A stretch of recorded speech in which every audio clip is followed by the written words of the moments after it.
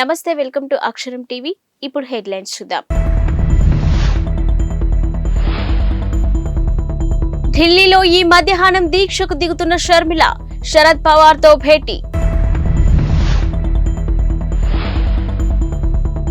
Visakha test match batting ప్రారంభించిన team India.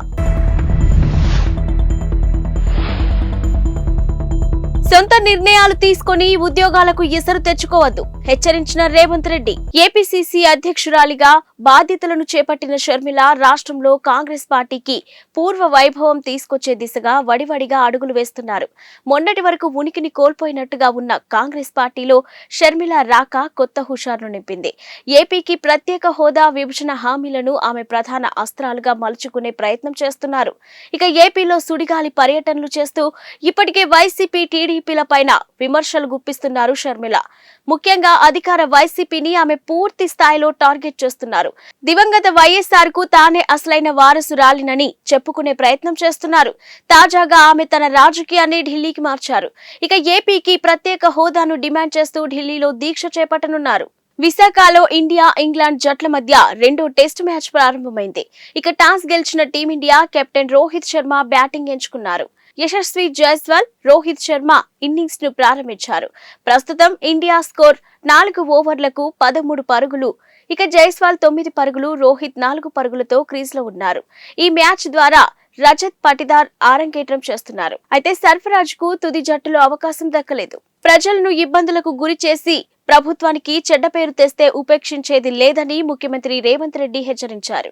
ఇక ప్రభుత్వ అనుమతి లేకుండా తోచినట్టుగా సొంత నిర్ణయాలు తీసుకుంటే కఠిన చర్యలు తప్పవన్నారు. మహబూబ్ నగర్ జిల్లాలోని ఇటీవల రైతుల వ్యవసాయ కనెక్షన్లను తనిఖీ చేయడంపై సీఎం ఆగ్రహం వ్యక్తం చేశారు. నిన్న ప్రజాపాలన దరఖాస్తులపై సచివాలయంలో సీఎం సమీక్ష నిర్వహించారు. ఈ సందర్భంగా వ్యవసాయ కనెక్షన్ల తనిఖీ అంశం చర్చకు వచ్చింది. ఇక రైతుల వ్యవసాయ కనెక్షన్లపై సర్వే చేయాలని చెప్పింది ఎవరని, ఆ ఆదేశాలు ఇచ్చింది ఎవరని ట్రాన్స్కో సీఎండీ రిజ్వీని సీఎం ప్రశ్నించారు. అయితే బాధ్యులైన అధికారులపై చర్యలు తీసుకున్నారా అని ఆరా తీశారు. సమీక్షకు హాజరైన డిప్యూటీ సీఎం, విద్యుత్ శాఖ మంత్రి మల్లు భట్టి విక్రమార్క స్పందిస్తూ ఈ విషయం తన దృష్టికి కూడా వచ్చిందన్నారు. ఇక శాఖాపరమైన నిర్ణయం లేకుండానే discom director operations J Srinivas Reddy సొంతగా నిర్ణయాలు, ఆదేశాలు ఇచ్చారని, ఆయన ఆదేశాలతో ఎస్సీ ఎన్ఎస్ఆర్ మూర్తి తనిఖీలు చేశారని తెలిపారు. ఈఎస్ఐ కేసులో మాజీ మంత్రి అచ్చెన్నాయుడుపై దాఖలైన ఛార్జ్ షీట్ ను పరిగణలోకి తీసుకోవడం కుదరదని విజయవాడ ఏసీబీ కోర్టు స్పష్టం చేసింది. ఇక దానిని పరిగణలోకి తీసుకోవాలంటే అవినీతి నిరోధక చట్టం పీసీ యాక్ట్ సెక్షన్ 19 ప్రకారం గవర్నర్ అనుమతి అవసరమని స్పష్టం చేసింది. స్పందించిన ఏసీబీ తరఫు న్యాయవాదులు పిపి దుష్యంత్ రెడ్డి, ఆనంద్ జ్యోతి తమ వాదనలు వినిపిస్తూ కేసు నమోదు చేసినప్పటి నుంచి విచారణ జరిగే వరకు ఎప్పుడైనా గవర్నర్ అనుమతి తీసుకోవచ్చని తెలిపారు. ఇక ఏసీబీ కోర్టు న్యాయమూర్తి హిమబిందు స్పందిస్తూ సుప్రీంకోర్టు అలాంటి తీర్పు ఇచ్చి ఉంటే కోర్టుకు సమర్పించాలని కోరుతూ తదుపరి విచారణను ఈ నెల 6వ తేదీకి వాయిదా వేశారు. విమానంలో 14 ఏళ్ల బాలిక పక్కన కూర్చొని అసభ్యకర చర్యకు పాల్పడినట్టు ఆరోపణలు ఎదుర్కొంటున్న భారతీయ వైద్యుడికి ఊరట లభించింది. ఇక 2022 నాటి కేసులో కోర్టు బుధవారం డాక్టర్ సుదీప్తా మొహంతిని నిర్దోషిగా ప్రకటిస్తూ తీర్పు వెలువరించింది. ఇక డాక్టర్ సుదీప్తా మొహంతి బోస్టన్లోని Beth Israel Deaconess medical centre లో ప్రైమరీ కేర్ వైద్యుడిగా పనిచేస్తున్నారు. 2022 మే నెలలో ఆయన హవాయి అమెరికన్ ఫ్లైట్ లో బోస్టన్ నుంచి అమెరికా వస్తున్న సమయంలో పక్క సీట్లో మైనర్ బాలిక వైద్యుడిపై సంచలన ఆరోపణలు చేసింది. ఒంటిపై దుప్పటి కప్పుకొని అతడు అసభ్యకర చర్యకు పాల్పడినట్టు ఆరోపించింది. దుప్పటి తొలగినప్పుడు అతడి చర్య చూసి తనకు జుగుప్స కలిగిందని చెప్పుకొచ్చింది. ఇక సుదీప్త పక్కన కూర్చోలేక తాను మరో సీట్కు మారిపోయానని వెల్లడించింది. విమానం దిగాక పోలీసులకు ఫిర్యాదు చేసింది. కాగా కేసు విచారణ కోసం సుదీప్త బెంచ్ ట్రయల్ ను న్యాయమూర్తి విచారణ ఎంచుకున్నారు. ఘోర రోడ్డు ప్రమాదం బారిన పడిన Team India wicket keeper batter Rishabh Pant నాటి ఘటనను గుర్తు చేసుకున్నాడు. 26 ఏళ్ల పంత్ డిసెంబర్ 2022లో ఢిల్లీ నుంచి తన సొంత ఊరైన రూర్కి వెళ్తూ ప్రమాదం బారిన పడ్డారు. అతడు ప్రయాణిస్తున్న మెర్సిడెస్ కార్ డివైడర్ ను ఢీకొని మంటల్లో చిక్కుకుంది. స్థానికులు వెంటనే అప్రమత్తం కావడంతో పెను ప్రమాదం నుంచి బయటపడ్డాడు. ఈ ఘటనలో తీవ్రంగా గాయపడిన పంత్ కు పలుమార్లు శస్త్రచికిత్సలు జరిగాయి. ప్రస్తుతం పూర్తిగా కోలుకున్న పంత్ జట్టులో తిరిగి చోటు కోసం ఎదురు చూస్తున్నాడు. ఈ ప్రమాదంపై తాజాగా పంత్ పెదవి విప్పాడు. స్టార్ స్పోర్ట్స్ తో మాట్లాడుతూ ప్రమాదంలో కుడికాలు స్థానభ్రంశం చెందిందని, తర్వాత దానిని యథాస్థానంలో ఉంచాల్సి వచ్చిందని గుర్తు చేసుకున్నాడు. నరాలు దెబ్బతినడం, ఇంకేదైనా తీవ్ర గాయమై ఉంటే కాలు తొలగించాల్సి వచ్చేదని చెప్పడంతో తొలిసారి తాను విపరీతంగా భయపడ్డానని గుర్తు చేసుకున్నాడు. ఆ సమయంలో తన మనసును భయం ఆక్రమించిందని పేర్కొన్నారు. ఆర్బీఐ ఆంక్షలతో ఆందోళనలో ఉన్న పేటీఎం పేమెంట్ బ్యాంక్ కస్టమర్లకు సంస్థ యాజమాన్యం తాజాగా భరోసా కల్పించే ప్రయత్నం చేసింది. కస్టమర్ల డబ్బు తమ వద్ద భద్రంగా ఉందంటూ శుక్రవారం ఓ ప్రకటనను విడుదల చేసింది. ఇక పేటీఎం పేమెంట్ బ్యాంకు నిబంధనలు ఉల్లంఘించినట్టు ఆర్బీఐ గుర్తించిన విషయం తెలిసిందే. ఈ నేపథ్యంలో మార్చి నెల నుంచి కొత్త కస్టమర్లను చేర్చుకోవద్దని పేటీఎం పేమెంట్స్ బ్యాంకును ఆర్బీఐ ఆదేశించింది. నగదు బదిలీ సేవలు, క్రెడిట్ ట్రాన్సాక్షన్స్ ను వాటిని కూడా నిలిపివేయాలని పేర్కొంది.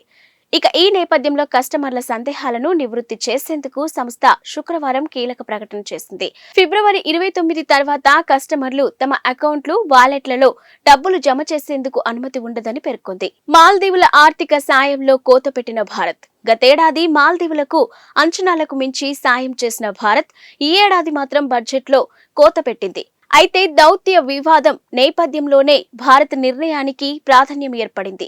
గతేడాది భారత్ మాల్దీవులకు బడ్జెట్లో 400 కోట్ల సాయం ప్రకటించింది. కానీ ఈ ఏడాది ముగిసే నాటికి అంచనాలకు మించి ఖర్చు చేసింది. కేంద్ర ఆర్థిక మంత్రి నిర్మలా సీతారామన్ ప్రవేశపెట్టిన బడ్జెట్లో ఈ విషయం వెల్లడైంది. ఇక బడ్జెట్లోని సవరించిన అంచనాల ప్రకారం గతేడాది భారత్ 770 కోట్లు మాల్దీవులపై ఖర్చు పెట్టింది. అయితే తాజా మధ్యంతర బడ్జెట్లో మాత్రం కేవలం 600 కోట్లే కేటాయించింది. ఇక గతేడాది అంచనాల కంటే ఇది అధికంగానే ఉన్నా వాస్తవ ఖర్చు కంటే తక్కువగా ఉండటం చర్చానీయాంశంగా మారింది. ఇక దౌత్య వివాదం నేపథ్యంలో భారత్ ఈసారి కేటాయింపుల మేరకు సాయం అందిస్తుందా లేదా తగ్గిస్తుందా అన్నది వేచి చూడాలి. ముంబై మహానగరంలో వరుస బాంబు పేలుళ్లు జరుగుతాయంటూ శుక్రవారం బెదిరింపులు రావడంతో నగర పోలీసులు అప్రమత్తమయ్యారు. హై అలర్ట్ ప్రకటించిన పోలీసులు బెదిరింపుల వెనుక ఉన్నది ఎవరో తేల్చేందుకు రంగంలోకి దిగారు. ఇక నగరంలోని 6 ప్రాంతాల్లో బాంబులు పెట్టినట్టు పోలీసులకు సందేశాలందాయి. అయితే గత నెల 6న కూడా నిందితులు బెదిరింపు ఈమెయిల్లు పంపించారు. ఇక కొలాబా ప్రాంతంలోని ఛత్రపతి శివాజీ వాస్తు సంగ్రహాలయ, వరెల్లీలోని నెహ్రూ సైన్స్ సెంటర్లో బాంబులు అమర్చినట్టు బెదిరింపులు వచ్చాయి. ఇక దీంతో అప్రమత్తమైన ముంబై పోలీసులు బాంబు డిస్పోజల్ స్క్వాడ్, డాగ్ స్క్వాడ్లను ఆయా ప్రాంతాలకు పంపించారు. అయితే అక్కడ ఎటువంటి పేలుడు పదార్థాలు లభించలేదని, ఈ నేపథ్యంలో ఈమెయిల్స్ పంపించిన గుర్తు తెలియని వ్యక్తులపై పోలీసులు కేసు నమోదు చేసి దర్యాప్తు ప్రారంభించారు. తమతో కొంతమంది బీఆర్ఎస్ ఎమ్మెల్యేలు టచ్ లో ఉన్నారని తెలంగాణ ప్రభుత్వ సలహాదారు షబ్బీర్ అలీ అన్నారు. ఇక కామారెడ్డిలో నిర్వహించిన మీడియా సమావేశంలో గురువారం ఆయన మాట్లాడారు. కాంగ్రెస్ ప్రభుత్వం ఉంటుందో పడిపోతుందో అంటూ కేటీఆర్ అహంకారపు మాటలు మాట్లాడుతున్నారని ధ్వజమెత్తారు. ఇక మేం కనుక ద్వారాలు తెరిస్తే బీఆర్ఎస్ ఖాళీ కావడం ఖాయమని షబ్బీర్ అలీ హెచ్చరించారు. కానీ పార్టీలో చేరికల విషయమై తమ అధిష్టానం ఇప్పుడు వద్దని చెప్తుందన్నారు. ఇక పార్టీ ఫిరాయింపులు వద్దనడం వల్ల ఆగామని, లేదంటే ఇతర పార్టీలకు చెందిన వారు కాంగ్రెస్ లో చేరేందుకు సిద్ధంగా ఉన్నారన్నారు. ఇక రానున్న లోక్సభ ఎన్నికల్లో బీఆర్ఎస్ కు ఒక్క సీటు కూడా రాదన్నారు. పార్లమెంటు ఎన్నికలు బీజేపీ, కాంగ్రెస్ల మధ్యనే పోటీ ఉందని జోస్యం చెప్పారు. ఇక 10 ఏళ్లలో తెలంగాణను కేసీఆర్ కుటుంబం లూటీ చేసిందని ఆరోపించారు. తాము అధికారంలోకి వచ్చి 2 నెలలు కూడా కాలేదని, అప్పుడే బీఆర్ఎస్ నేతలు విషం చిమ్ముతున్నారన్నారు. ఇక ఏడాదిలో 2 లక్షల ఉద్యోగాలు ఇప్పిస్తామని షబ్బీర్ అలీ పునరుద్ఘాటించారు. ఇవి ఇప్పటివరకున్న బులెటిన్ అప్డేట్స్.